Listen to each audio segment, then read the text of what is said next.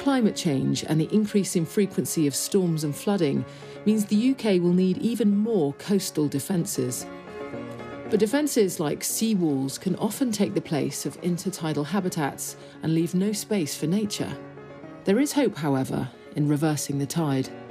2 projects here at Poole Harbour have just culminated after a 3-year-long study, with both trialling man-made solutions in the hope of helping lost habitats. The first project is headed up by a marine biologist at Bournemouth University, Rick Stafford. I'm meeting him at a beach looking out to the English Channel, and I'm keen to find out if the university-run project has been a success. Tell me about the reef project. That's happening right here, isn't it? Yeah, so that's just happening out to sea there, about 300 metres off the shore from Studland. We put out artificial reefs just over 3 years ago, and we've been looking at how they colonise. So this was actually how the reefs are made. Oh yeah, let's see. So you can see on here, they're actually 3D printed out of concrete.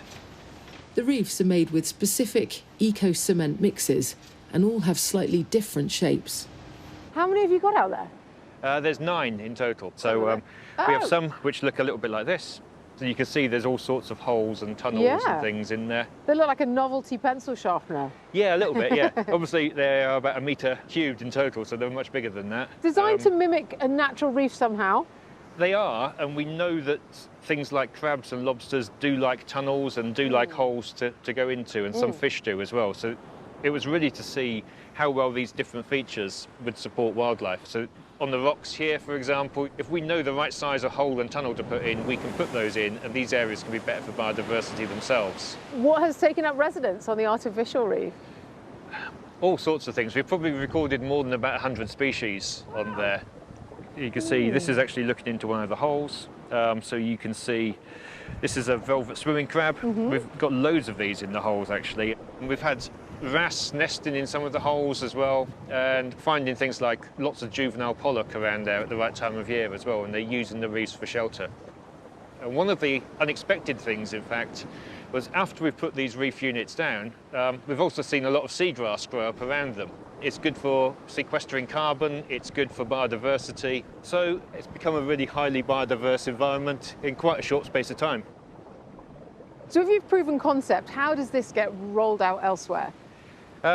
So one of the big things we've got at the moment is new policies called Marine Net Gain, which is due to come in probably in the next few years. And it's about developments in the sea and making sure that they actually benefit biodiversity overall.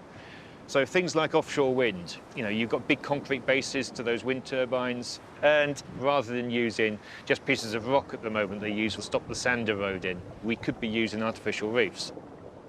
And it may well be in the future we're going to need to have more sea walls. When we build those sea walls, we really should be thinking about how to maximise the biodiversity on them. So again, knowing which features to put in there, both subtidally, so under the sea, and intertidally will be really important. Overall, the project's been deemed a success? Yeah, definitely. So not only have we found out what we wanted to, how big to make holes and tunnels for future designs, but we've also managed to demonstrate that by putting these structures in the sea, we're actually increasing the biodiversity in the local area.